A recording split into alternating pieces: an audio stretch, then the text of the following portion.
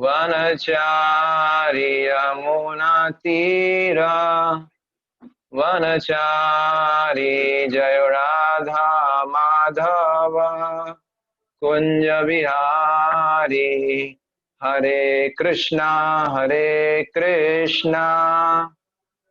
कृष्णा कृष्णा हरे हरे हरे राम राम राम हरे हरे हरे कृष्णा कृष्णा कृष्णा हरे हरे हरे राम राम राम हरे हरे हरे कृष्णा कृष्णा कृष्णा हरे हरे हरे राम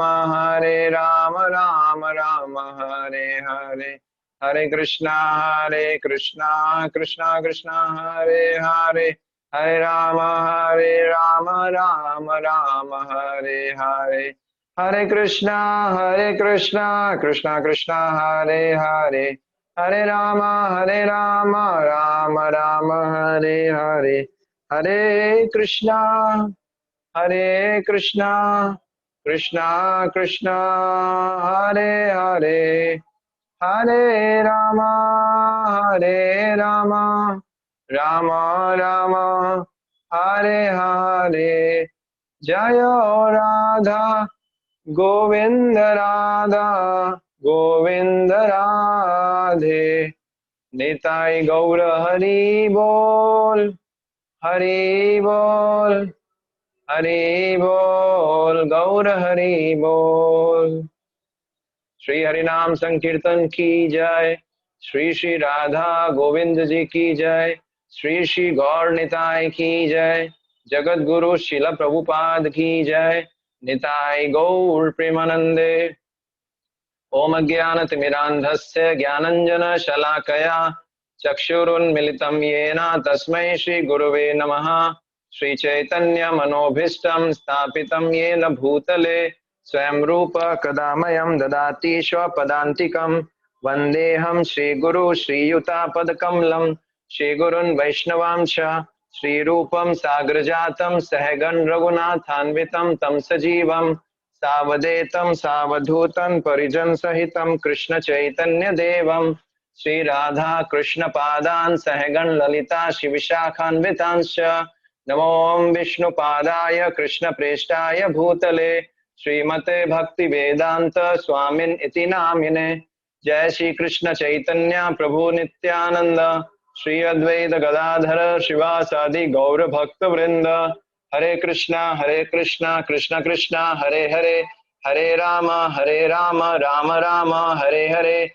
सार्थमर्जुनस्यादौ कुर्वन् गीतामृतं ददौ लोकत्रयोपकाराय तस्मै कृष्णात्मने नमः।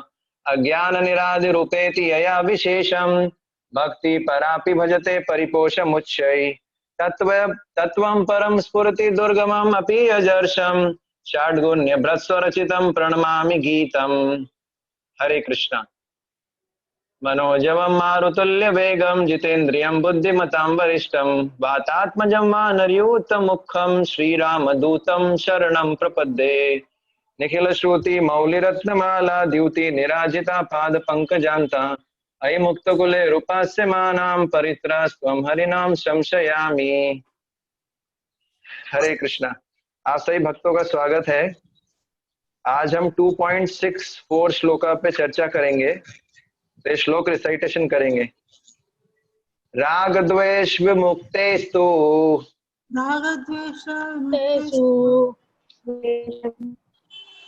विषयानिन्द्रियश्चरन्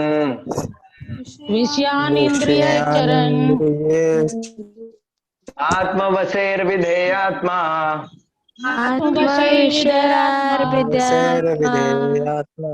प्रसादम् अधिगच्छति। राग द्वेष विमुक्तेस्तु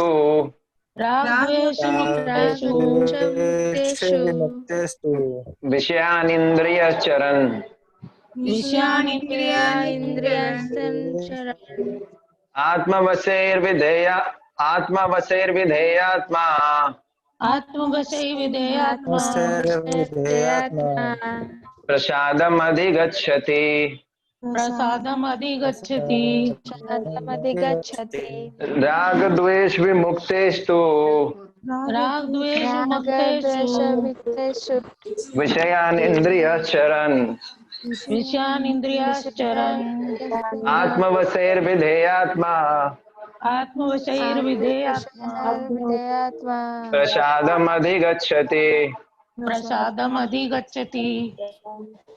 ओके, तो आप में से कोई पढ़ेगा जो इसने अभी तक पढ़ा नहीं है आज तक? नए डिवोटीज, कोई नए भक्त पढ़ना चाहेंगे? जैसे यहाँ पर बहुत सारे नए भक्त देख रहा हूं मैं।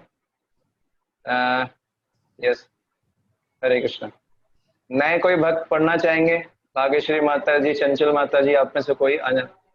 इप्सिता माता जी, अंजू भारद्वाज माता जी, कोई आप में से? जय किशन प्रभु, मिथिलेश प्रभु, निमेश प्रभु, कोई पढ़ना चाहेंगे आप में से? हरे कृष्णा। हाँ, हरे कृष्ण।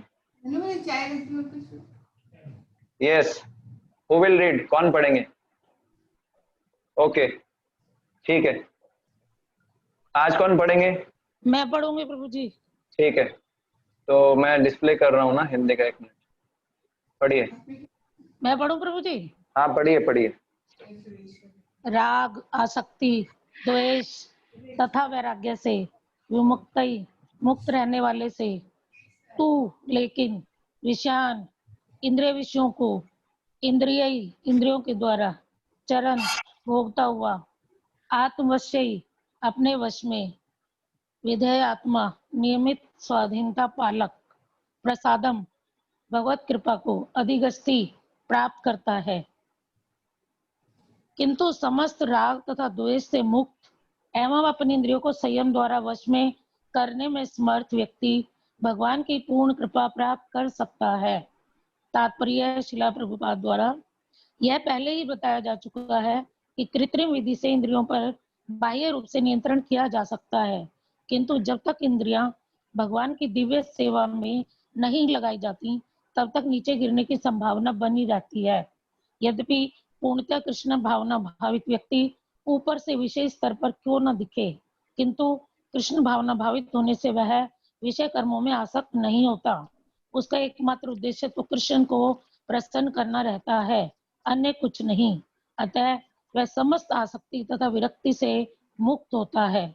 कृष्ण की इच्छा होने पर भक्त सामान्य अवांछित कार्य भी कर सकता है, किंतु यदि कृष्ण की इच्छा नहीं है तो वह उस कार्य को भी नहीं करेगा जिसे वह सामान्य रूप से अपने लिए करता हो। अतः कर्म करना या न करना उसके वश में रहता है, क्योंकि वह केवल कृष्ण के निर्देश के अनुसार ही कार्य करता है। यही चेतना भगवान के हेतु की कृपा है, जिसकी प्राप्ति भक्त को इंद्रियों में आसक्त होते हुए भी हो सकती है। हरे कृष्णा। हरे कृष्णा। हरे कृष्णा हरे कृष्णा कृष्ण कृष्ण हरे कृष्णा हरे, हरे हरे, हरे राम हरे राम राम राम हरे। ओके, तो आज का श्लोक बड़ा ही इंपॉर्टेंट है ना? ये सारे श्लोक इंपॉर्टेंट है। आज के श्लोक में क्या बताया गया है अगर आप ध्यान से देखेंगे, जस्ट अ मिनट। ओके, तो यहाँ पर आज के श्लोक में भगवान श्री कृष्ण अर्जुन को शिक्षा दे रहे हैं। क्या शिक्षा दे रहे हैं? कि यदि कोई व्यक्ति पूर्णतया कृष्ण भावना भावित होता है, पूर्णतया कृष्ण कॉन्शियस है, फुली कृष्ण कॉन्शियस है, और भगवान श्री कृष्ण के निर्देश के अनुसार अपनी इंद्रियों के द्वारा विषयों का सेवन करता है, मतलब भगवान श्री कृष्ण के इंस्ट्रक्शंस जो कि भगवान ने गीता में दिए हैं, इंस्ट्रक्शंस के हिसाब से इंद्रिय विषयों का सेवन करता है। मतलब इंद्रिय विषयों का सेवन करेगा, इंद्रिय तृप्ति करेगा, लेकिन भगवान कृष्ण के निर्देश के हिसाब से, तो क्या होगा? वह श्री कृष्ण की प्रसन्नता प्राप्त करता है और स्वयं भी भवकूप में गिरने से बच जाता है। तो अगर भगवान श्री कृष्ण के निर्देश के अनुसार हम इंद्रिय विषयों का सेवन करें तो उससे क्या होगा, भगवान को भी प्रसन्न कर पाएंगे और भवकूप में मतलब इस भौतिक जगत में पुनः वापस गिरने से अपने आप को बचा पाएंगे। तो 61 नंबर श्लोक में भगवान ने बताया था कि जो अपनी इंद्रियों को वश में करता है और मेरे परायण होता है उसकी बुद्धि स्थिर हो जाती है। फिर 62 और 63 श्लोक में भगवान ने बताया था कि जो व्यक्ति अपनी इंद्रियों को वश में नहीं कर पाता है और जो मेरा चिंतन नहीं करता है, मतलब जो व्यक्ति भगवान का चिंतन नहीं करेगा, तो क्या होगा, उसका मन अपने आप विषयों का चिंतन करेगा और विषयों का चिंतन करने के बाद उसमें आसक्ति होगी, आसक्ति से काम उत्पन्न होगा, है ना। काम उत्पन्न होने से क्या होगा, काम उत्पन्न होगा, क्रोध होगा, काम से जो है क्रोध होगा, क्रोध के बाद स्मृति विभ्रम, स्मृति विभ्रम के बाद बुद्धि नाश, बुद्धि नाश के बाद प्रणश्यति, पतन हो जाएगा उसका, ये बताया था। ठीक है, तो आज के श्लोक में भगवान उस विधि का पुनः वर्णन कर रहे हैं जिसमें कोई व्यक्ति श्री कृष्ण के निर्देश के अनुसार अपनी इंद्रियों को विषयों में लगाकर श्री कृष्ण की प्रसन्नता तो प्राप्त करता ही है, साथ साथ में अपने मन की प्रसन्नता भी प्राप्त करता है। मतलब विषयों का सेवन किया जा सकता है लेकिन कृष्ण के निर्देश के अनुसार। अगर कृष्ण के निर्देश के अनुसार विषयों का सेवन करेंगे तो फंसेंगे नहीं, आप समझ गए। तो इस पे हम चर्चा करेंगे थोड़ा सा। तो पहला लाइन क्या है, राग द्वेष विमुक्तेस्तु विषयान इंद्रियश्चरन्। ठीक है, हरे कृष्णा। अच्छा हरे माधव कृष्णा। प्रभु, आप मेरा आवाज सुन पा रहे हैं माधव प्रभु? हरे कृष्णा। माधव प्रभु आवाज आ रहा है मेरा? ओके, मैं शायद आज ग्रुप पे मैसेज नहीं डाल पाया तो आई डोंट, पता नहीं मुझे मैंने मैसेज डाला कि नहीं डाला। एनीवे, तो पॉइंट ये है, पहला लाइन है राग द्वेष विमुक्तेषु विषयान इंद्रियश्चरन्। तो पहला शिक्षा क्या है, राग द्वेष से मुक्त होना, है ना। यहां बताया गया राग और द्वेष से मुक्त होते हुए इंद्रियों से विषयों का सेवन करना। तो यहाँ पर भगवान क्या बोल रहे हैं, राग मतलब किसी चीज के प्रति बहुत ज्यादा बहुत पसंद करना, उसको बोलते हैं आसक्ति। राग मतलब अनुराग मतलब आसक्ति, और द्वेष मतलब नफरत। राग मतलब उसको पसंद करना, द्वेष मतलब उसको नफरत करना। तो यहाँ पर भगवान क्या बता रहे हैं कि राग द्वेष से मुक्त इंद्रियों के द्वारा विषयों का सेवन करते हुए, मतलब उसकी इंद्रियों में राग और द्वेष नहीं है फिर भी वो इंद्रिय विषयों का सेवन कर रहा है, इसको थोड़ा समझना पड़ेगा। यहाँ पर भगवान तू शब्द का प्रयोग कर रहे हैं। क्या? तू शब्द। ठीक है, तू का अर्थ होता है किंतु, राग द्वेष विमुक्तेस्तु, तू का अर्थ होता है किंतु। किंतु शब्द कहाँ प्रयोग किया जाता है? किंतु शब्द वहां प्रयोग किया जाता है जब कोई बात पहले बोल दी जाती है और उसके बाद कुछ अलग बात कहनी होती है, तो किंतु शब्द का प्रयोग होता है। मतलब तू शब्द का, कोई बात हमने पहले बोल दी, उससे अलग बात बोलनी हो, जैसे आप हैं तो बड़े सुंदर किंतु आप क्या हैं, डफर। समझ गए? Like that. तो यहाँ पर किंतु शब्द आ गया ना, मतलब कुछ अलग बात हो गई। तो वैसे ही यहाँ पर भगवान तू शब्द बोल रहे हैं, मतलब कुछ अलग बात बोल रहे हैं, अलग बात। तो अलग बात क्या है?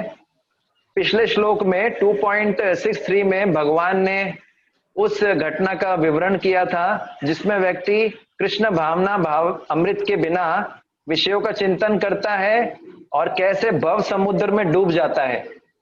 काम, पहले इंद्रिय विषयों का चिंतन करेगा, आसक्ति, फिर काम, फिर क्रोध, फिर बुद्धि नष्ट, फिर प्रणश्यति। ठीक है, तो आज इस श्लोक में भगवान किंतु शब्द का प्रयोग करके ये कहना चाहते हैं कि यदि व्यक्ति कृष्ण भावना भावित होकर इंद्रियों के द्वारा विषयों को ग्रहण करता है तो वह भव समुद्र में डूबता नहीं है बल्कि सुरक्षा प्राप्त करता है। अगर कृष्ण भावना भावित हुए बिना इंद्रियों के विषयों का चिंतन करेगा, उसी से ही भव समुद्र में डूब जाएगा। लेकिन अगर कृष्ण भावना भावित हो गया, उसमें चिंतन ना करके सेवन भी करेगा तो भी नहीं डूबेगा। ये कृष्ण भावना भावित की शक्ति है, ये कृष्ण भावना अमृत की शक्ति है। यदि कोई कृष्ण भावना भावित नहीं है, कृष्णा कॉन्शियस नहीं है, वो केवल इंद्रिय विषयों का चिंतन करेगा, उससे उसका पतन हो जाएगा। लेकिन अगर कोई कृष्णा कॉन्शियस है, कृष्णा भावना भावित है, अगर वो इंद्रियों का सेवन भी करेगा, इंद्रिय विषयों का सेवन भी करेगा, तो भी इसका पतन नहीं होगा, ये बता रहे हैं। तो राग द्वेष से मुक्त इंद्रियों का मतलब क्या है, इसको समझना पड़ेगा। तो राग द्वेष विमुक्त का मतलब क्या है, इंद्रिया राग द्वेष से मुक्त होती हैं। तो विमुक्त शब्द का प्रयोग किया गया है, इसका अर्थ है विशेष रूप से मुक्त। विमुक्तै, मुक्तै, विमुक्तै, मुक्त का मतलब होता है मुक्त, फ्रीडम। विमुक्तै का मतलब होता है विशेष प्रकार से मुक्त, मतलब स्पेशल फ्रीडम। तो पॉइंट है कि जब हमारी इंद्रियां श्री कृष्ण की सेवा में लगती हैं, तो हमारी इंद्रियों में भौतिक विषयों के प्रति राग द्वेष पूर्णतया खत्म हो जाता है।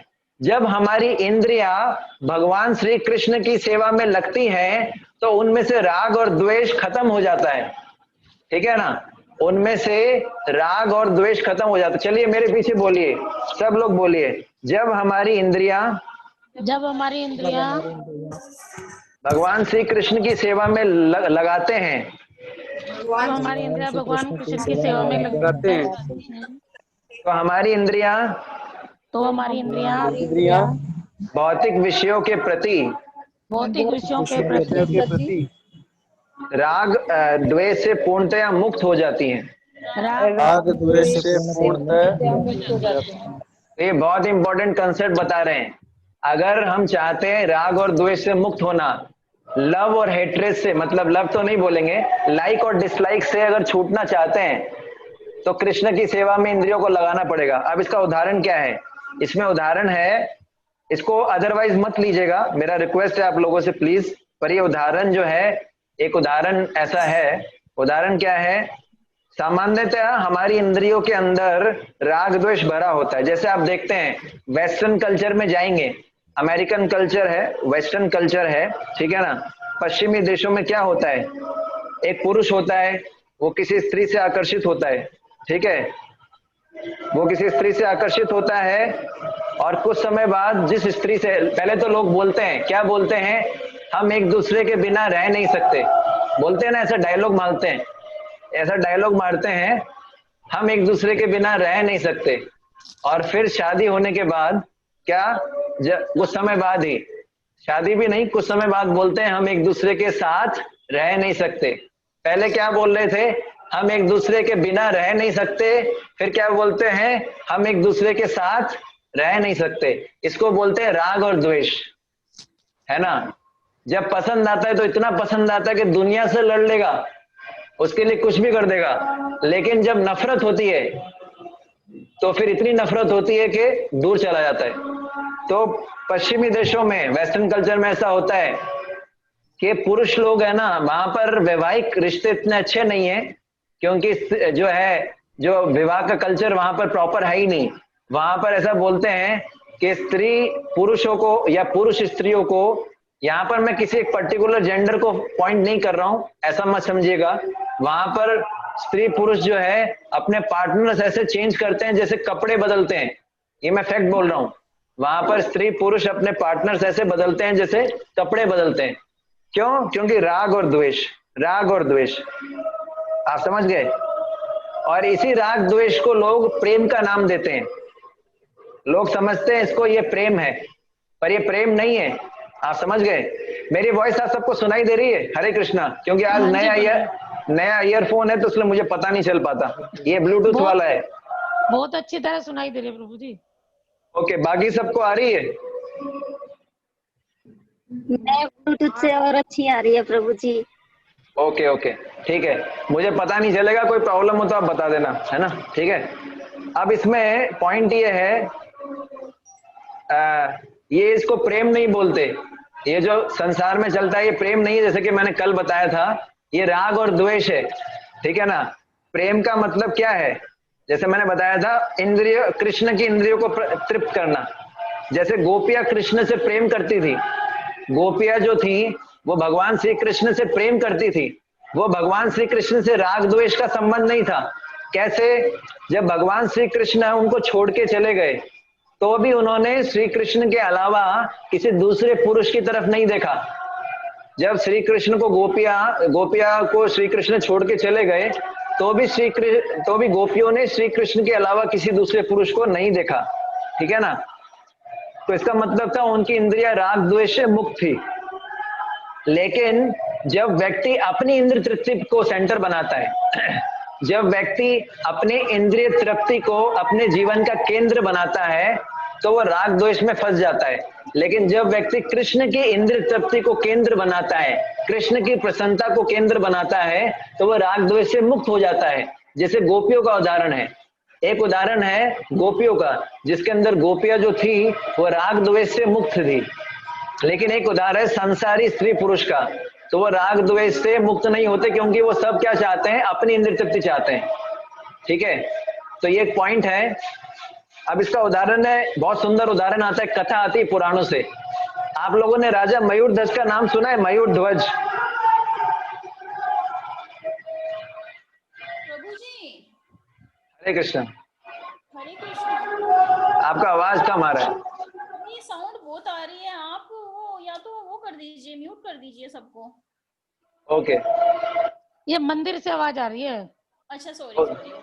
ओके, मंदिर से एक्चुअली क्या है, वो गौर आरती चल रहा है ना, हाँ जी। ज्यादा डिस्टरबेंस आ रहा है क्या आप लोगों को? नहीं प्रभु जी बता दीजिए, अब ऐसे ही करें। क्योंकि वो क्या है, साउंड ये भी कैच कर रहा है ना, वो मतलब वो आरती का चल रहा है। ज्यादा डिस्टरबेंस तो नहीं हो रहा ना आप लोगों को? नहीं नहीं। ओके, ये आरती ठीक है। हाँ 10-15 मिनट में खत्म हो जाएगा। तो राजा मयूर ध्वज की कहानी आती है, राजा मयूर ध्वज की कहानी आती है, जैमिनीय अश्वमेध पर्व में आती है। जैमिनीय महाभारत के अंदर ये कहानी आती है अश्वमेध पर्व में। उसमें बोलते हैं कि जिस समय भगवान कृष्ण और अर्जुन जो थे, ये एक बार ब्राह्मण का वेश धर के गए। एक बार राजा जो है भगवान कृष्ण और अर्जुन एक ब्राह्मण का वेश धारण करके, एक बहुत फेमस राजा हुए थे जो भगवान कृष्ण के भक्त थे, राजा मयूर ध्वज, उनके पास गए। और उस समय क्या है, उनकी परीक्षा लेने के लिए भगवान कृष्ण और अर्जुन गए उनके पास। उस समय ब्राह्मण रूप धरा था भगवान श्री कृष्ण ने, और भगवान श्री कृष्ण ने राजा को क्या बोला कि बोले आपके पुत्र को एक शेर ने पकड़ लिया है। राजा मयूर ध्वज को बोला भगवान कृष्ण ने कि आपके पुत्र को एक शेर ने पकड़ लिया है, और वह शेर उस बालक को तभी छोड़ेगा जब आप क्या करोगे, अपने शरीर का दाहिना भाग, अपने शरीर का दाहिना भाग जो है चीर कर, अपने शरीर का दाहिना भाग आप चीर के दोगे, तो आपको जो है क्या होगा, तब आपके पुत्र को शेर छोड़ेगा, ऐसा करके बोला। तो राजा मयूर ध्वज ने क्या किया, अपने शरीर के को आरे से 2 भाग में कटवाने के लिए तैयार हो गए। मतलब आरी से अपने शरीर को 2 भाग में कटवाने के लिए रेडी हो गए। और फिर उन्होंने अपनी पत्नी को बुलाया, उनकी पत्नी का नाम था कुमद्वती। तो पत्नी को बोला कि प्रिय, उन्होंने पत्नी को बोला, बोले जिस प्रकार तुम मुझे प्रेम करती हो, है ना, जिस प्रकार तुम मुझे प्रेम करती हो और जो है तुम मेरे शरीर का स्पर्श करती हो अपने नाखूनों से, उसी प्रकार आज तुमको क्या करना पड़ेगा, जिस प्रकार तुम मेरे शरीर को स्पर्श करती हो और अपने नाखूनों से मेरे शरीर को शत विशत कर देती हो, उसी प्रकार आज क्या करना होगा, तुमको आरे से मेरे मस्तिष्क को चीरना होगा। आरी से मेरे मस्तिष्क को चीरना होगा, मतलब काटना होगा। तो ये बहुत ही विरोधाभास है ना। तो जब ये मतलब ये ऐसा है, इसको कैसे समझ सकते हैं, जब कोई स्त्री किसी पुरुष के शरीर का स्पर्श करती है तो उसके लिए राग का कार्य होता है। लेकिन जब वही स्त्री उसके मतलब यहाँ पर मैं स्त्री बोल रहा हूं तो किसी को बुरा नहीं मानना है, क्योंकि ये कथा है।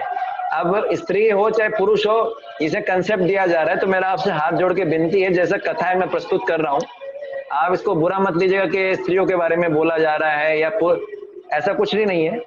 तो फिर वो जो है अपनी रानी से रिक्वेस्ट करते हैं कि मेरे को आप आरी से चीर दो, मेरे को आधा काट दो, मेरा राइट पार्ट आरी से काट दो। तो पॉइंट ये है कि ये जो है द्वेष की स्थिति है, द्वेष। तो एक साधारण व्यक्ति के लिए राग और द्वेष में वो फंस जाता है। लेकिन राजा मयूर ध्वज क्या कर रहे हैं, वो अपनी रानी को बोल रहे हैं कि जिस समय तुम मेरे शरीर को स्पर्श करती हो और अब तुम मेरे शरीर को आरी से काटोगी, उसमें मुझे कोई फर्क नहीं दिखता। जब तुमने अपने नाखूनों से मेरे शरीर को स्पर्श किया और अब इस आरी से मेरे शरीर को काट रही हो, मुझे इससे कोई फर्क नहीं पड़ता। लेकिन साधारण व्यक्ति के लिए ये राग द्वेष वाली स्थिति उत्पन्न हो जाती है ना। तो ये एक उदाहरण आता है। और फिर बोल रहे हैं विषयों का सेवन करते हुए। आगे के श्लोक के शब्द है, मतलब जो कृष्ण भावना भावित व्यक्ति होता है, जो राजा मयूरध्वज थे वो कृष्ण भावना भावित थे, उनके लिए राग द्वेष का कोई फर्क ही नहीं है। क्यों? क्योंकि भगवान कृष्ण के आदेश का पालन कर रहे थे। भगवान कृष्ण ने बोला कि अपने पुत्र को बचाना है तो अपने शरीर को काटना पड़ेगा, तो उन्होंने ज्यादा सोचा नहीं। तो उनके लिए द्वेष की स्थिति एक तरीके से देखा जाए, उनको कष्ट होगा, लेकिन ना तो वो कष्ट से विचलित हुए और ना वो जब उनकी पत्नी ने उनके शरीर को स्पर्श किया ना उससे विचलित हुए। आप समझ पा रहे हैं? तो कृष्ण भावना भावित व्यक्ति होता है वो राग द्वेष से ऊपर उठ चुका होता है। आगे बता रहे हैं विषयों का विषयांचरण। विषयांचरण का मतलब है विषयों का सेवन करते हुए। जब व्यक्ति अपनी इंद्रियों को श्री कृष्ण की सेवा में लगाता है तो उसकी इंद्रियों में राग द्वेष नहीं रहता, ये मैंने बताया था आपको। और जब व्यक्ति अपने राग द्वेष रहित इंद्रियों के द्वारा विषयों का सेवन करता है, राग द्वेष रहित, मैं सहित नहीं बोल रहा हूं, राग द्वेष रहित मतलब राग द्वेष नहीं है, राग द्वेष रहित इंद्रियों के द्वारा विषयों का सेवन करता है तो उसके मन में राग द्वेष उत्पन्न नहीं होता। अगर कोई व्यक्ति भगवान श्री कृष्ण की सेवा करेगा तो उसकी इंद्रियों से राग द्वेष खत्म हो जाएगा, और जब उसकी इंद्रियों से राग द्वेष खत्म हो जाएगा फिर क्या होगा कि वो जब इंद्रिय विषयों का सेवन करेगा तो वापस राग द्वेष उत्पन्न नहीं होगा, ये बताना चाह रहे हैं। ठीक है, फॉर एग्जाम्पल, बहुत सुंदर एग्जाम्पल है, जैसे वैकुंठ। आप लोगों ने गोलोक वृंदावन का नाम सुना है? यस और नो? ओके, मैंने म्यूट कर रखा है आपको। गोलोक वृंदावन का नाम सुना है आप लोगों ने? यस प्रभु जी। ओके, तो बात यह है कि जैसे फॉर एग्जाम्पल गोलोक वृंदावन के अंदर भी स्त्री पुरुष होते हैं, पता है आपको? गोलोक वृंदावन के अंदर स्त्री पुरुष होते हैं और बहुत ही सुंदर होते हैं, यहाँ के स्त्री पुरुषों से कई गुना ज्यादा। यस, पर वो एक दूसरे से आकर्षित नहीं होते। वहां पर जो स्त्री पुरुष होते हैं वो एक दूसरे से आकर्षित नहीं होते, क्योंकि वो कृष्ण से इतने आकर्षित होते हैं कि एक दूसरे से आकर्षित नहीं होते। उनको कृष्ण की सेवा में इतना आनंद आता है कि एक दूसरे के साथ में मिलकर कृष्ण की सेवा करते हैं, तो उनमें राग द्वेष नहीं रहता। आप समझ गए? तो ये अत्यंत आश्चर्य की बात है क्या कि जब श्री कृष्ण की सेवा की जाती है तो स्त्री पुरुष भी साथ में मिलके जो है सेवा कर सकते हैं और उस समय राग द्वेष के वशीभूत नहीं होते। तो इसमें बहुत सुंदर उदाहरण आता है, ये मैं आपको बता रहा हूं विषयों का सेवन करते हुए भी, इसको समझाने के लिए। एक और कथा आती है, एक राजा हंसध्वज हुए थे, हंसध्वज। ये भी जैमिनीय अश्वमेध पर्व में वर्णन आता है कि एक राजा हंसध्वज थे, चंपापुरी के राजा थे और वो भगवान श्री कृष्ण के महान भक्त थे। अतः उनका जो मन था वो एक पत्नी व्रता थे, जैसे भगवान श्री राम थे एक पत्नी व्रत लिया था, वैसे ही ये जो राजा हंसध्वज थे इन्होंने एक पत्नी व्रत ले रखा था। इनका मन केवल अपनी पत्नी के अतिरिक्त किसी स्त्री की ओर नहीं जाता था। ये इनका जो मन था अपनी पत्नी के अलावा किसी स्त्री की तरफ नहीं जाता था। तो फिर क्या हुआ, उनकी भक्ति के प्रभाव से क्या हुआ, उनके सभी सैनिक भी श्री कृष्ण के भक्त और एक पत्नी व्रता बन गए। मतलब उनका इतना प्रभाव था, इनका इतना आइडियल एग्जाम्पल था कि जो सारे सैनिक थे वो भी एक पत्नी व्रता हो गए और श्री कृष्ण के भक्त बन गए। आप समझ गए? और उनके पास अगर कोई व्यक्ति आता था दूसरे जगह से जो उनकी सेना में शामिल होना चाहता था, सैनिक बनना चाहता था, तो उस समय वो एक ही कसौटी रखते थे। एंट्रेंस के लिए एक ही एग्जाम देना पड़ता था। वो बोलते थे यदि तुम एक पत्नी व्रत का पालन करने वाले हो तो मैं तुमको अपने पास रखूंगा, है ना। तो पॉइंट ये है कि हम देखते हैं कि यहाँ पर के विषयों का सेवन करते हुए भी व्यक्ति जो है राग द्वेष से मुक्त रह सकता है। मैं ये बता रहा हूं, इस श्लोक में प्रभुपाद जी ने लेक्चर दिया था 19 दिसंबर 1968 में लॉस एंजलिस में। उसमें शिला प्रभुपाद जी बताते हैं कि बहुत सारे अन्य विधियां हैं भक्ति के अलावा जिसमें इंद्रियों को बलपूर्वक कंट्रोल करना पड़ता है। जैसे कई योगी होते हैं, वो बोलते हैं मैं हिमालय पे चला जाऊंगा, मैं सुंदर स्त्री को नहीं देखूंगा, मैं अपने नेत्रों को बंद कर लूंगा। ऐसे ये जो है आर्टिफिशियल चीजें चलती नहीं है। मैं अच्छा नहीं खाऊंगा, मैं अच्छा नहीं पहनूंगा, मैं माया में फंस जाऊंगा। कई लोग ऐसा सोचते हैं। तो ये बलपूर्वक अपनी इंद्रियों को वश में नहीं कर सकते। प्रभुपाद जी बोलते हैं आपको हिमालय पे जाने की जरूरत नहीं है, आप अपने लॉस एंजलिस शहर में रहिए, अपने नेत्रों को कृष्ण के दर्शन करने में लगाइए, अपनी नाक को भगवान को अर्पित फूल के सुगंध सूंघने में लगाइए, अपने कानों को कृष्ण कथा सुनने के लिए लगाइए, अपनी जिह्वा को भगवान का नाम जपने के लिए लगाइए, अपनी जिह्वा को प्रसाद ग्रहण करने के लिए लगाइए। तो जब आपकी सारी इंद्रियां भगवान की सेवा में लग जाएगी तो नेचुरली उसमें इंद्रिय विषयों के प्रति राग द्वेष जो है, मतलब लाइक और डिसलाइक, ये खत्म हो जाएगा। हमको कहीं हिमालय पर जाने की जरूरत नहीं है। हम केवल कृष्णा कॉन्शियसनेस अच्छे से पालन करें, हरे कृष्णा का जप करें, कम से कम 16 माला 4 नियम पालन करें और भगवान की सेवा करें, बस धीरे धीरे इनसे ऊपर उठ जाएंगे। तो ये पहली शिक्षा थी। दूसरी शिक्षा क्या है? आत्मवशय।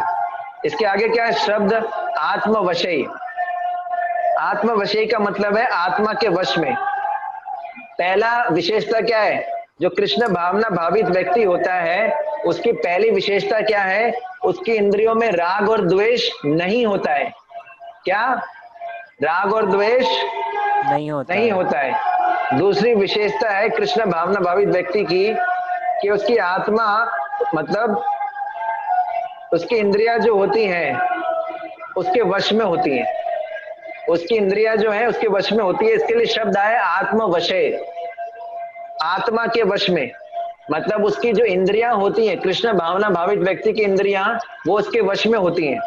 तो यहाँ पर भगवान कह रहे हैं कि कृष्ण भावना भावित व्यक्ति होता है, वो बिना किसी प्रयास के उसकी इंद्रियां उसके वश में आ जाती हैं। इसका कारण क्या है?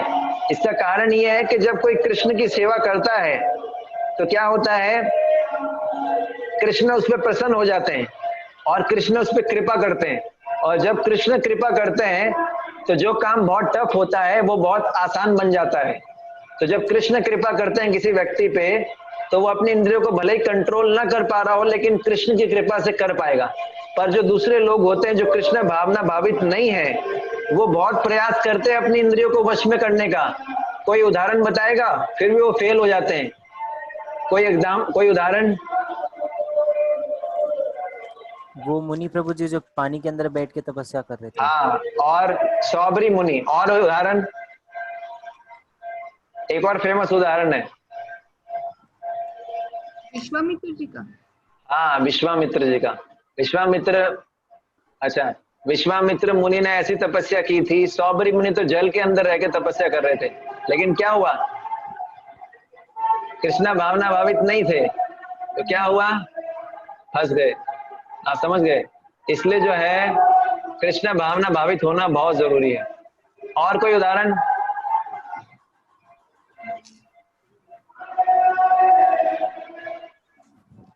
और कोई उदाहरण याद आता है? शूर्पणखा। नहीं। अजामिल का हो सकता है। हाँ, एक सेंस तक अजामिल का हो सकता है, एक सेंस में। प्रभु जी अर्जुन जी हो सकते हैं। अर्जुन? नहीं। अर्जुन ने तो कंट्रोल कर। अभी अर्जुन का उदाहरण देता हूँ आपको, ठीक है? ये 2 उदाहरण है। अच्छा, आपको भी बताना है। एक मिनट है, अनम्यूट करता हूँ। शूर्पणखा हो सकती है। शूर्पणखा तो अजीब सा उदाहरण लगा मुझे, समझ में नहीं आया एक्चुअली। हाँ, ठीक है, हम थोड़ा आगे चलते हैं। तो ओके, आपको अनम्यूट करना है। Unmute please. तो रिक्वेस्ट आई है इस्कॉन बीकानेर से अनम्यूट करने के लिए। बताइए, आपका अनम्यूट हो नहीं रहा है। यस। वो एक कैरेक्टर याद नहीं है उनका नाम मुझे, लेकिन एक चैतन्य महाप्रभु के टाइम पे एक थे ना जो जिनका प्रभु जी महाप्रभु ने बाल पकड़ करके ऐसे फिर उनको लेकर आए थे, वो साथ में उनके डायरेक्ट उनके सर्वेंट थे, लेकिन फिर भी उनका ध्यान भटक गया था। काला कृष्ण दास, काला कृष्ण दास वो थोड़ा अलग है, वो थोड़ा अलग है। वो तो एक्चुअली डिवोटी प्रैक्टिस कर रहे थे। ठीक है, ये दो एग्जांपल सबसे बेस्ट है, विश्वामित्र मुनि और सौबरी मुनि। मैं थोड़ा आगे चलता हूँ क्योंकि थोड़ा कवर ज्यादा करना है। तो अर्जुन की स्थिति बताई गई है यहाँ पर। ये श्रीमद् भागवत के आप देखोगे, मतलब अल्टीमेटली प्रभुपाद जी क्या बोल रहे हैं, अगर कोई ओके रावण, हाँ, lord Brahma in one of the कल्पास। ओके ठीक है, अभी समय थोड़ा कम है, थोड़ा फास्ट चलना पड़ेगा। ठीक है, शिला प्रभुपाद जी बोलते हैं यदि कोई फुली कृष्णा कॉन्शियस है तो ऊपर से भले ही जो है विषयी व्यक्ति की तरह दिखेगा, लेकिन कृष्ण भावना भावित होने में वह विषय कर्मों में आसक्त नहीं होता। जैसे फॉर एग्जाम्पल पुंडरिक विद्यानिधि। पुंडरिक विद्यानिधि एक भक्त थे चैतन्य महाप्रभु के, जो कि बहुत ही बाहर से ऐसे दिखते थे जैसे विषयी व्यक्ति हो, लेकिन जब गदाधर पंडित ने देखा उनको, जब गदाधर पंडित उनसे मिलने के लिए गए, उन्होंने देखा कैसा विषयी व्यक्ति है कि रेशमी कपड़े पहनता है, पान खाता है, अप्सराओं का डांस देखता है, नर्तकियों का, ये कैसा कृष्ण भक्त है। लेकिन जैसे एक श्लोक बोला, कौन सा श्लोक था, गदाधर पंडित के फ्रेंड थे मुकुंद, उन्होंने श्लोक बोला अहो बकीयम स्तनकालकूटम। जैसे ही श्लोक बोला वैसे ही पुंडरिक विद्यानिधि की असली आइडेंटिटी सामने आ गई। वो भगवान कृष्ण के भक्त थे, अपने कपड़े फाड़ने शुरू कर दिए, अष्टात्विक विकार प्रकट हो गए। तो पॉइंट ये है कि अगर कोई फुली कृष्णा कॉन्शियस है, कोई भगवान का भक्त है, तो बाहर से वो ऐसा लगता होगा कि विषयी व्यक्ति है, सेंस ग्रेटिफायर है, लेकिन अंदर से वो कभी विषयों से आसक्त नहीं होता। ठीक है ना, आप समझ पा रहे हैं। तो अब उसमें जो है फॉर एग्जाम्पल उदाहरण है अर्जुन का।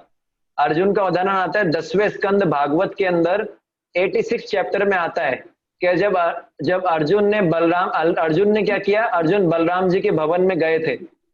अर्जुन जब, हरे कृष्णा, तो 10वें स्कंद के 86 चैप्टर श्रीमद् भागवत में वर्णन आता है। क्या वर्णन आता है कि जब अर्जुन गए थे, बलराम जी के भवन में गए थे, तो वहां पर सुभद्रा जी को जब अर्जुन ने देखा तो उनकी आंखें जो है सुभद्रा जी को देखते क्या है बहुत ही खिल उठी प्रीति से। उनका मन जो था सुभद्रा को प्राप्त करने के लिए शुद्ध हो उठा। ठीक है ना, और अर्जुन जो थे सुभद्रा जी के बारे में ध्यान कर रहे थे और ये विचार कर रहे थे कैसे उनको उठा के लेके जाएं, है ना। उनका हृदय जो था वो जो था काम इच्छा से भ्रमित हो रहा था। तो इस तरह का कोई वर्णन अगर सुनेगा तो उसको यही लगेगा कि अर्जुन की इंद्रिया उसके वश में नहीं है ना। कोई सोचेगा तो सोचेगा अर्जुन भी ऐसा ही था, कामी।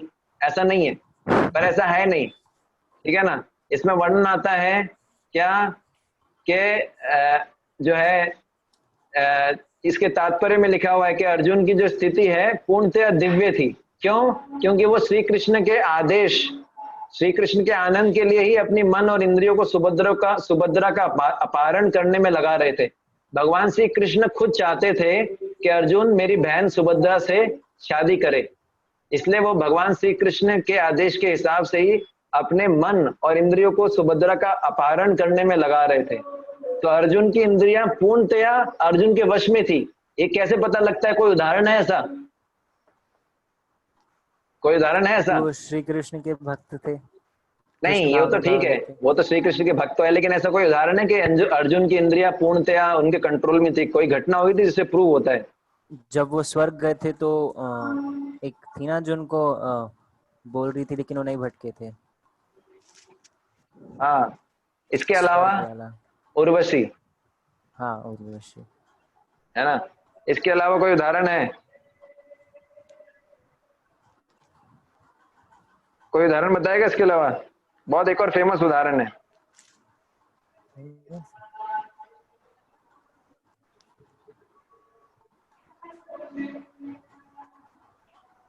इसके उदाहरण आता है जब अर्जुन जो थे 1 वर्ष के अज्ञातवास में थे, जब उनको वनवास मिला था।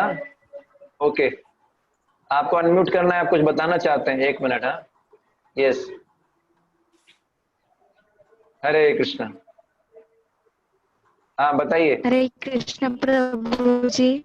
हरे कृष्ण। वो जब उनकी माता बोले थे कि द्रौपदी को पांचों के साथ बढ़ना था, तो मतलब अर्जुन अपने ही कंट्रोल में कुछ नहीं किए थे, वो एक्सेप्ट किए थे। ये भी एक उदाहरण हो सकता है। ओके, तो यहाँ पर एक उदाहरण और है, इसके अलावा उदाहरण है। जब अर्जुन राजा विराट के यहाँ थे, ठीक है ना, राजा विराट के यहाँ पर अर्जुन थे, तो उन्होंने किसको, उत्तरा, विराट की जो पुत्री थी उत्तरा, उसको संगीत सिखाया था, नृत्य की शिक्षा दी थी, और 1 साल उनके साथ एकांत में रहे थे। अर्जुन उनके साथ 1 साल तक एकांत में रहे थे, और वो बहुत ही जवान थी, बहुत ही सुंदर थी। फिर भी अर्जुन ने अपनी इंद्रियों को नियंत्रित रखा, उसकी इंद्रियां कभी व्यथित नहीं हुई। इसमें शिला प्रभुपाद जी बोलते हैं क्योंकि वो कृष्ण के आदेश के हिसाब से कार्य करता है, इसलिए उसकी इंद्रियां कभी व्यथित नहीं होती। आप समझ गए।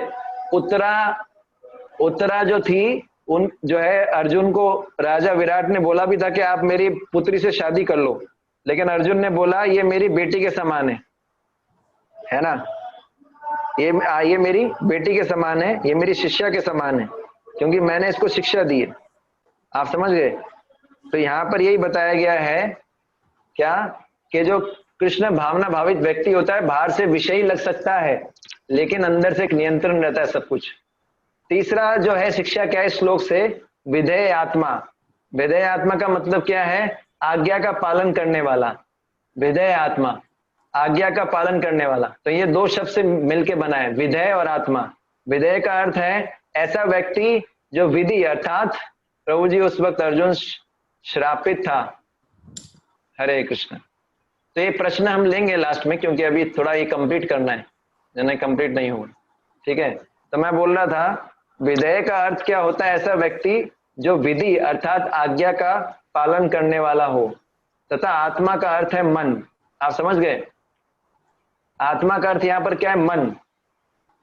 तो इस प्रकार विधेय आत्मा का अर्थ हुआ ऐसा व्यक्ति जिसका मन सदा गुरु साधु शास्त्र की आज्ञा का पालन करता हो। तो कृष्ण भावना भावित व्यक्ति क्या करता है, अपनी इंद्रियों के द्वारा केवल उन्हीं विषयों का सेवन करता है जिसके लिए उसे आज्ञा प्राप्त होती है। मतलब अगर हम गुरु साधु शास्त्र की आज्ञा से विषयों का सेवन भी करेंगे तो भी कोई समस्या नहीं है, हम इंद्रिय तृप्ति में नहीं गिरेंगे। आप समझ गए।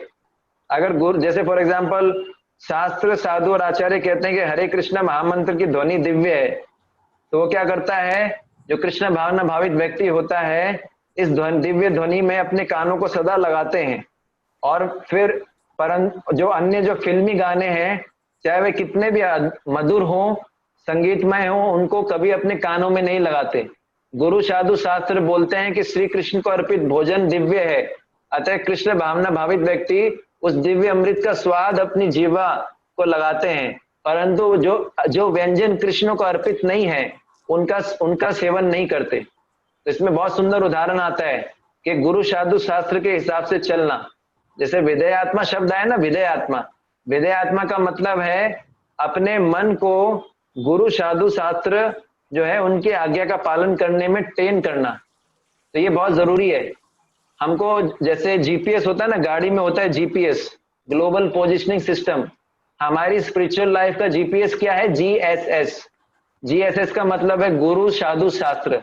तो जो गुरु साधु शास्त्र बोलते हैं, अगर उसके हिसाब से हम इंद्रिय तृप्ति भी करते हैं तो हम फंसेंगे नहीं, लेकिन अगर गुरु साधु शास्त्र कुछ बोलते हैं उससे अलग करते हैं तो फंसने का चांस रहता है। इसमें उदाहरण आता है उपमन्यु का। यह महाभारत में कथा आती है, आपने सुना भी होगा। उपमन्यु थे, ये धौम्य ऋषि के, अयोध्या उनके शिष्य थे। धौम्य ऋषि थे, एक धौम्य ऋषि, उनके शिष्य थे, उनका नाम था उपमन्यु। तो उन्होंने उपमन्यु को आदेश दिया था कि वह उनके आदेश के बिना कोई चीज नहीं खाएगा। तो इस प्रकार से क्या हो गया कि पहले इतना डिसिप्लिन होता था। गुरु शिष्य का संबंध देखिए, गुरु की आज्ञा के बिना शिष्य कुछ नहीं खाता था। और आजकल क्या है, आजकल गुरु शिष्य का क्या संबंध है, आप देखते हैं स्कूल कॉलेज में। पहले गुरु शिष्य का क्या संबंध था, ये होता था, ये ट्रेनिंग देते थे। इसलिए पहले के शिष्य जो होते थे गुरु से बड़ा लगाव होता था। तो गुरु ने आज्ञा दिया कि आपको कुछ नहीं खाना है मेरे से बिना पूछे। तो इस प्रकार से क्या हुआ, खाने पीने के सारे दरवाजे बंद हो गए और वो भूख से परेशान हो गया। तो एक बार इतना ज्यादा परेशान हो गया, उसने आकड़े के पत्ते खा लिए, आकड़े के, जो आकड़ा होता है ना, आकड़े का पेड़, उसके पत्ते खा लिए। फिर क्या हुआ, वो अंधा हो गया। आकड़े के पत्तों से जो है उसकी आंख की ज्योति चली गई और अंधा होके वन में भटकता रहा और एक कुएं में गिर गया। देखिए, कुएं में गिर गया। फिर क्या हुआ, जो है अब उसको विद्या दिया था धौम्य ऋषि ने, तो जो देवताओं के जो वैद होते हैं उनको बोलते हैं अश्वनी कुमार, देवताओं के जो डॉक्टर होते हैं उनको बोलते हैं अश्वनी कुमार। तो उन्होंने अश्वनी कुमारों को बुलाया और मंत्र पढ़े और अश्विनी कुमार उनके पास आए और अश्विनी कुमार ने उनको बोला कि तुम ये पुआ खा लो, है ना, पुआ मतलब उनको केक दिया, बोले केक खा लो, इससे तुम ठीक हो जाओगे। लेकिन ये जो था उपमन्यु ने वो केक नहीं खाया इस बार। उन्होंने बोला पहले मैं अपने गुरुजी से पूछूंगा, मैं आचार्य की आज्ञा के बिना ये केक नहीं खाऊंगा, है ना। तो अश्विनी कुमार ने बहुत रिक्वेस्ट किया लेकिन उपमन्यु विचलित नहीं हुआ और इस प्रकार उसकी गुरु भक्ति से अश्विनी कुमार इतने खुश हो गए कि जो है अश्विनी कुमार ने उसे वरदान दिया। इससे क्या हुआ, उसके दांत सोने के हो गए, उसकी आंख ठीक हो गई, आप समझ गए। और आचार्य भी इतने प्रसन्न हुए कि उन्होंने वरदान दिया उपमन्यु को कि तुमको सारे वेद और धर्म शास्त्र तुम्हारी बुद्धि में स्वतः प्रकट हो जाएंगे। तो गुरु को प्रसन्न करना बहुत जरूरी है, गुरु को प्रसन्न करना बहुत जरूरी है, जो आध्यात्मिक गुरु होते हैं। इसलिए बोला जाता है हमारे आध्यात्मिक जीवन में जो हमारे सीनियर्स होते हैं, हमारे मेंटर्स होते हैं, उनको अगर हम अपने आचरण से प्रसन्न करते हैं तो हमारी प्रगति बहुत जल्दी होती है। और अगर हम उनको अप्रसन्न करते हैं, यस्य प्रसादाद भगवत प्रसादो यस्या ना प्रसादान, यस्य प्रसादात भगवत प्रसादो यस्या अप्रसादात ना गति कुतोपि। अगर उनको अप्रसन्न करते हैं तो कोई गति नहीं होता, ये बताया गया है। तो ये आपने देखा है ना। और एक और सुंदर उदाहरण आता है भक्ति सिद्धांत सरस्वती महाराज का। जब भक्ति सिद्धांत सरस्वती महाराज 3 वर्ष के बालक थे तो इन्होंने एक आम खाया था। अपने पिता जो है भगवान को बिना भोग लगाए एक आम खाया था। तो बाद में उनके पिताजी जो भक्ति विनोद ठाकुर थे, उन्होंने बहुत प्रेम से समझाया, बोले तुमने आम बिना श्री कृष्ण को अर्पित करते हुए खाया, तुमको ऐसा नहीं करना चाहिए था। तो इसके कारण भक्ति सिद्धांत सरस्वती महाराज ने अपने आप को इतना ज्यादा अपराधी माना कि उन्होंने अपने पूरी जिंदगी में आम ही नहीं खाया। देखिए कहाँ आचार्य होते हैं, कहाँ आचार्य और कहाँ हम, है ना। आप लोग के नहीं, मेरे लिए बोल रहा हूँ, कहाँ आचार्य कहाँ हम। एक बार उन्होंने बिना भगवान को भोग लगाए आम खाया और फिर जिंदगी में कभी नहीं खाया, अपने आप को इतना अपराधी माना। और हमारे साथ क्या होता है हम अच्छे से जानते हैं। तो ये होता है क्या, विधेय आत्मा। और चौथा शब्द क्या है, प्रसादम अधिगच्छति, अर्थात वह यहाँ पर प्रसाद का मतलब वो वाला प्रसाद नहीं, खाने वाला, है ना।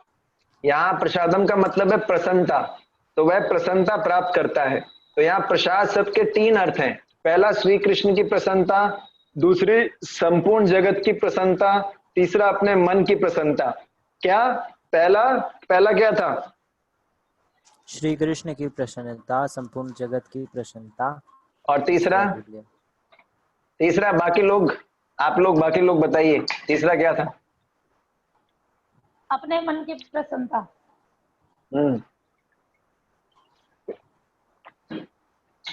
तो ये तीनों प्रकार की प्रसन्नता उस व्यक्ति को प्राप्त होती है, उसको बोला गया प्रसादम अधिगच्छति, ठीक है ना।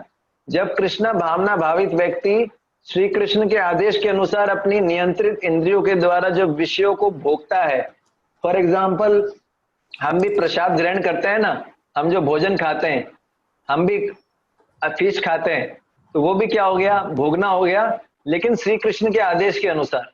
तो वास्तव में क्या होता है, वास्तव में ये श्री कृष्ण की प्रसन्नता है। और जब श्री कृष्ण प्रसन्न होते हैं, जब श्री कृष्ण अपनी प्रसन्नता से उसे किसी वस्तु को भोगने का आदेश देते हैं, तो वह भोग वास्तव में भोग ना होकर प्रसाद बन जाता है।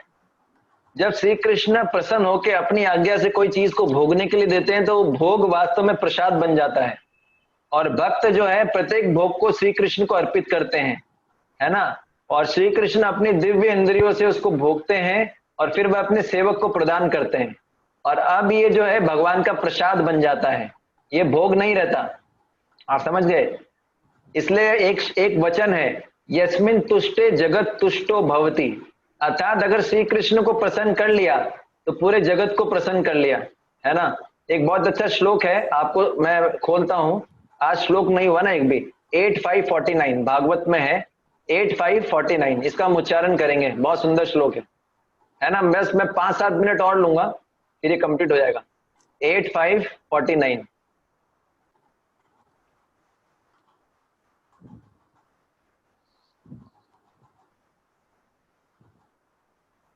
दिख रहा है आप लोगों को?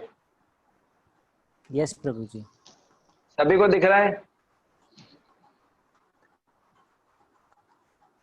बाकी सब भक्तों को दिख रहा है? यस प्रभु जी। मेरे पीछे उच्चारण कीजिए, 1 मिनट। ओके।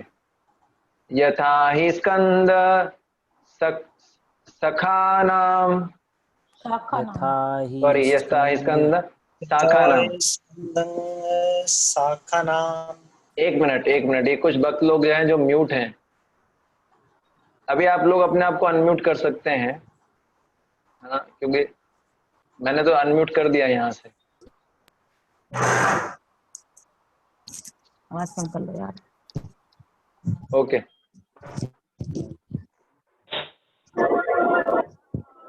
यस। यथा हि स्कंद शाखानाम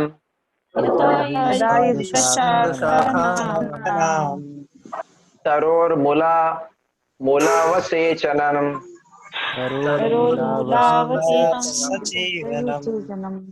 1 मिनट है, 1 मिनट।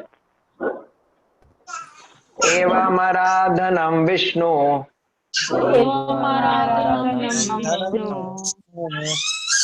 सर्वेषामात्मनश्च हि,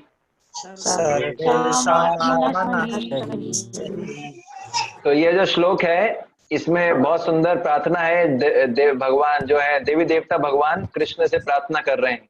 इसमें बताया गया है जब कोई वृक्ष की जड़ में पानी डालता है तो जो वृक्ष का तना और शाखाएं स्वतः तुष्ट हो जाती है। अब वृक्ष की जड़ में पानी डालोगे तो ब्रांचेस और लीव्स अपने आप तुष्ट हो जाएंगे। उसी प्रकार जब कोई भगवान विष्णु का भक्त बन जाता है तो इससे हर किसी व्यक्ति की सेवा हो जाती है, क्योंकि भगवान हर किसी के हृदय में परमात्मा के रूप में है। इस श्लोक का मतलब ये है।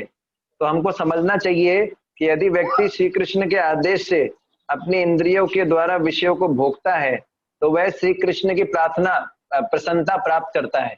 जैसे हम लोग भी तो भोग कर रहे हैं ना, हम लोग गैजेट्स यूज करते हैं ब्रह्मचारी होके, हम लोग अच्छा फीस्ट लेते हैं। कृष्णा कॉन्शियसनेस क्या है? Kitchen religion. कृष्णा कॉन्शियसनेस को क्या बोलते हैं? Kitchen religion. रोज फीस्ट। अभी तो इन दिनों बहुत फीस्ट हो रहा है हमारे टेम्पल में, मैं आपको बताऊंगा तो आप लोग इतना ज्यादा एक्साइट हो जाओगे कि हो सकता है कि आप प्राण भी नहीं रख पाओ अपने। बहुत फीस्ट हो रहा है, एवरीडे फीस्ट होता है मंदिर में, है ना। इसलिए जो है आप लोगों के लिए मौका है, अगले जन्म में जो है आपके पास, जन्म में तो पता नहीं कितना मौका है, भगवान कृष्ण का भक्ति करने में लाभ ही लाभ है हर प्रकार से, ठीक है। अब अर्जुन के प्रश्न का उत्तर मिल रहा है। अर्जुन ने भगवान कृष्ण से 54वें श्लोक में 4 क्वेश्चन पूछे थे कि स्थिर बुद्धि वाले व्यक्ति के क्या लक्षण है, वह कैसे बोलता है, वह कैसे बैठता है, कैसे चलता है। तो इस श्लोक में भगवान अर्जुन के 4थे प्रश्न का उत्तर दे रहे हैं। 4था प्रश्न क्या था? वह कैसे चलता है। चलने का मतलब क्या है? आचरण करता है। इंद्रियों को कैसे यूज करता है? तो यहाँ पर भगवान बोल रहे हैं विषयान इंद्रिय चरण, यानी वह अपनी इंद्रियों, नियंत्रित इंद्रियों के द्वारा विषयों को भोग करता है। मतलब भोग करेगा लेकिन नियंत्रण में रह के भोग करेगा, है ना। अर्जुन को संदेह था कि जिस व्यक्ति की बुद्धि स्थिर होती है वह अपनी इंद्रियों के वह किस प्रकार अपनी इंद्रियों को विषय में लगाता है। अर्जुन को ये डाउट था, हाँ बस 5 मिनट। अर्जुन को डाउट था कि अगर कोई व्यक्ति है जिसकी बुद्धि स्थिर है तो वह किस प्रकार अपनी इंद्रियों को विषयों में लगाएगा। ये डाउट है कि नहीं? अगर किसी की बुद्धि बहुत स्थिर है तो वह विषयों का सेवन किस प्रकार से करेगा कि वो फंसे नहीं। ठीक है ना। तो यदि वह अपनी इंद्रियों को विषयों को भोगने में लगाता है तो उसकी बुद्धि किस प्रकार स्थिर हो सकती है, ये अर्जुन का डाउट था। अगर किसी की बुद्धि स्थिर है तो वो कैसे अपनी इंद्रियों को विषयों के भोग में लगाएगा, और किसी की बुद्धि अगर स्थिर है और अगर वो विषय भोग में लगाता है तो फिर उसकी बुद्धि कैसे स्थिर रहती है, ये अर्जुन सोच रहे थे। तो भगवान उत्तर दे रहे हैं, यदि उनके आदेश से व्यक्ति विषयों को भोगता है, यदि कृष्ण के आदेश से कोई विषयों को भोगता है तो वह भगवान की, पूरे जगत की और अपनी प्रसन्नता प्राप्त करता है। इसके द्वारा उसकी बुद्धि स्थिर हो जाती है, ठीक है ना। इसलिए अगर हम जो कल जो श्लोक पढ़ेंगे उसमें आएगा, भगवान कल के श्लोक में शिला प्रभुपाद का तात्पर्य नहीं है, ठीक है ना। एक्चुअली कल का श्लोक जो है हम चर्चा करें, आप देखेंगे भगवत गीता का ना, कल के श्लोक में जो है तात्पर्य है नहीं, और हमको कल का जो श्लोक है और परसों का श्लोक या तो साथ करना, मतलब कल ही हमको दोनों श्लोक करने पड़ेंगे। कल के श्लोक में तात्पर्य नहीं है, ठीक है। तो हम आज यहीं स्टॉप करेंगे और कल हम 2 श्लोक ले लेंगे, मतलब क्योंकि कल के श्लोक में तात्पर्य नहीं है, ठीक है। तो आपका कोई प्रश्न है तो आप पूछ सकते हैं अब।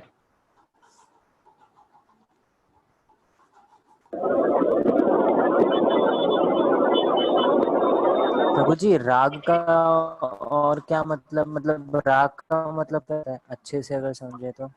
राग मतलब अटैचमेंट, किसी चीज को बहुत ज्यादा लाइक करना, और द्वेष मतलब किसी चीज से हेट करना।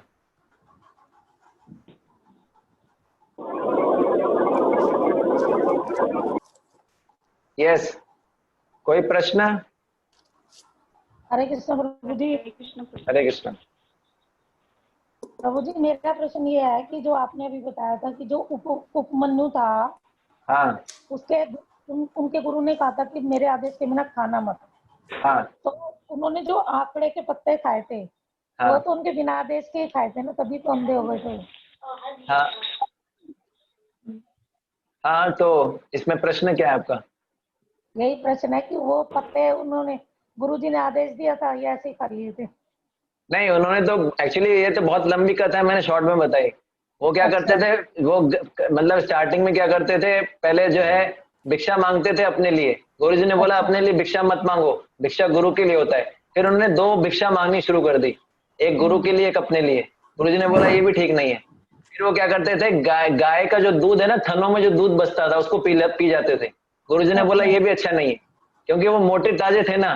गुरु देखते थे इसको इतना मना करता हूँ फिर भी मोटा ताजा है, कहीं से खा रहा है। बोले गाय के थनों से भी दूध नहीं पीना है।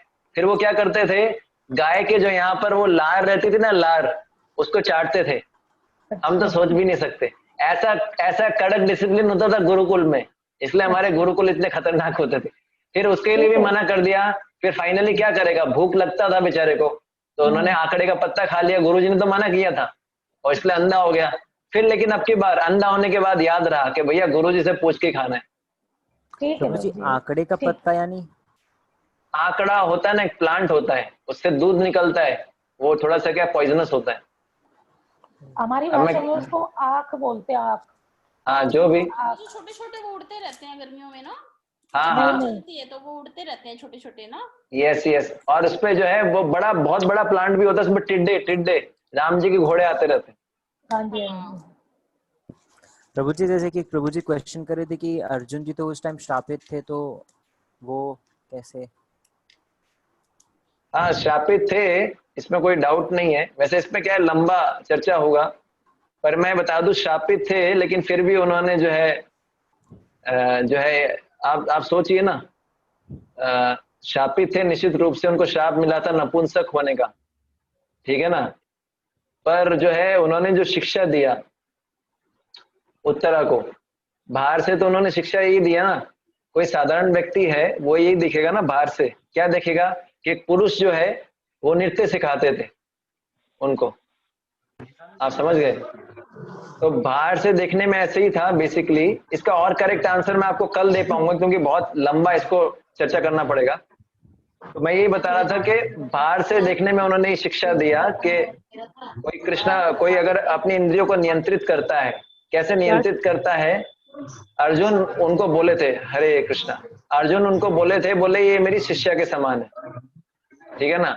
उनको नपुंसक होने का श्राप मिला था, नो डाउट, लेकिन फिर भी नपुंसक होने का, ठीक है, उनको श्राप मिला था, लेकिन फिर भी आप समझ सकते हैं कि उनको ये था कि अब नपुंसक होने के बावजूद भी काम भावना थोड़ी जाता है। ऐसा है क्या नपुंसक को काम भावना नहीं आता?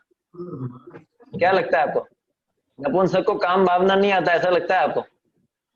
इस संसार में कोई भी व्यक्ति है उसको काम होगा, संसार में कोई भी व्यक्ति उसको काम जरूर रहेगा, ठीक है ना। और इसके कई रीजंस हैं, उसको हम कल चर्चा करेंगे, कल याद दिलाएंगे, क्योंकि इसको क्या थोड़ा डिस्कस करना पड़ेगा, क्लैरिफाई, लंबा है, ठीक है ना, और कई एंगल्स। हरे कृष्णा। प्रभु जी थोड़ा सा चौराष्टकम के बारे में बता दीजिए। चौराष्टकम तो अभी समय थोड़ा कम है, कल बता दूंगा, चलेगा? थोड़ा सा बता दीजिए, कल पता नहीं फिर क्लास अटेंड कर पाए ना कर पाए, थोड़ा सा 2 मिनट के लिए। चौराष्टकम में क्या बताऊं एक्चुअली, आप आप उसको बताइए, इस लाइन बताइए, मैं तो ज्यादा जानता नहीं चौराष्टकम के बारे में, पर ये है कि भगवान के बारे में वर्णन किया गया है उसके अंदर कि भगवान को सबसे बड़ा चोर बचाया गया है ना। मैंने बताया था कि भगवान हर चीज में एक्सपर्ट है, चोरी करने में भी एक्सपर्ट है, इसलिए भगवान का नाम है नवनीत तस्कर, ठीक है ना। आप ऐसा कीजिएगा, ये मैं आपको बता दूंगा, क्योंकि सब्जेक्ट से रिलेटेड क्वेश्चन पूछना ही ज्यादा अच्छा है, वरना क्या है बहुत डाइवर्ट हो जाएंगे हम। मे बी मैं कल अलग से ले लूंगा, क्योंकि मेरा भी भक्ति शास्त्री क्लास शुरू हो गया एक्चुअली, तो फिर क्या है टॉपिक भी थोड़ा डिफरेंट हो जाएगा। इस विषय से संबंधित कोई प्रश्न है किसी का? और हाँ, इस्कॉन बीकानेर। हरे कृष्णा प्रभु जी। हरे कृष्णा। हरे पूछ कृष्णा। लीजिए। हरे कृष्णा। प्रभु जी मेरा क्वेश्चन ये है कि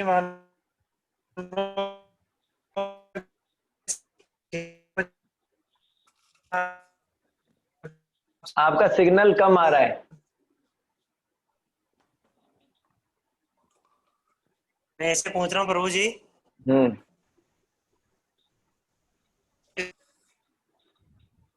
किडनैप कर लेते हैं, आपका आवाज फिर आपका आवाज नहीं आ रहा है मुझे। आप मेरे से पर्सनली पूछ लेना सुरेश प्रभु। हाँ, पर्सनली पूछ लेना। यस, आपका क्या प्रश्न था संजना माता जी? आप प्रभु जी, हरे कृष्ण प्रभु जी, आपने बताया कि कृष्ण भावना भावित जो भक्त होता है वो बाहर से कैसा भी दिखे पर वो अंदर से मतलब कृष्ण भावना भावित ही होता है उसके मतलब कार्यों से। पर मेरा प्रश्न ये है कि वो ऐसा मतलब कैसा दिखेगा ना, वो कृष्ण भावना भावित है तो वो मतलब वैसा ही दिखेगा ना वो? नहीं, जरूरी नहीं है। पुंडरीक विद्यानिधि वैसे नहीं दिखते थे। पुंडरीक विद्यानिधि को जानते हैं ना? नहीं प्रभु जी, उनके बारे में नहीं कुछ पता। तो आप है ना इसको पढ़िएगा। चैतन्य महाप्रभु के भक्त थे पुंडरीक विद्यानिधि, ये वृषभानु के अवतार थे और ये बहुत बड़े भक्त थे, लेकिन विषयी व्यक्ति की तरह दिखते थे बाहर से। जैसे कोई बहुत अमीर व्यक्ति होता ना, विषयी, बड़े बहुत रेशमी वस्त्र पहनना, पान खाना, सेंट लगाना, है ना, और जो है बहुत सारी जो स्त्रियों का नृत्य देखना। तो इनका दर्शन करने के लिए गदाधर पंडित, पंचतत्व में गदाधर पंडित हैं, वो गए थे। उन्होंने सुना कि बहुत महान वैष्णव आए, तो जब देखा अरे ये कैसा वैष्णव है, ये तो स्त्रियों का डांस देख रहा है, पान खा रहा है। कोई वैष्णव पान खाता है? नहीं। बस दे रहा हूँ। हाँ, बस 2 मिनट, 5 मिनट से 2 मिनट। अभी एक्चुअली क्लास शुरू होने वाला है अवतार गौर का, तो मेरे से लैपटॉप मांग रहे हैं, तो मैं बता रहा था बाहर से पता नहीं लगेगा, ठीक है ना। कल आप पूछ लीजिएगा। एक्चुअली क्या है ये इस लैपटॉप का थोड़ा प्रॉपर सेट, ठीक है। कल बताइए, कल बताइए। नेक्स्ट क्लास वो है journey of self discovery course. हाँ ठीक है। अच्छा, जर्नी ऑफ सेल्फ व्यक्तित्व विकास की अद्भुत यात्रा का पहला सेशन है अभी। अच्छा, तो वो अभी हम अटेंड कर सकते हैं? आप चाहें तो ये आपने रजिस्ट्रेशन किया था उसके लिए? हाँ जी, अभी थोड़ी देर पहले किया था।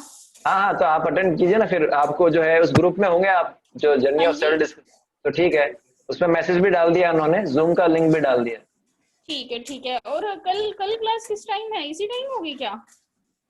कल भी क्लास, वो मैसेज आ जाएगा आपके, बस मोस्टली इसी टाइम पे रहेगा, सैटरडे संडे सेम 8 से 8।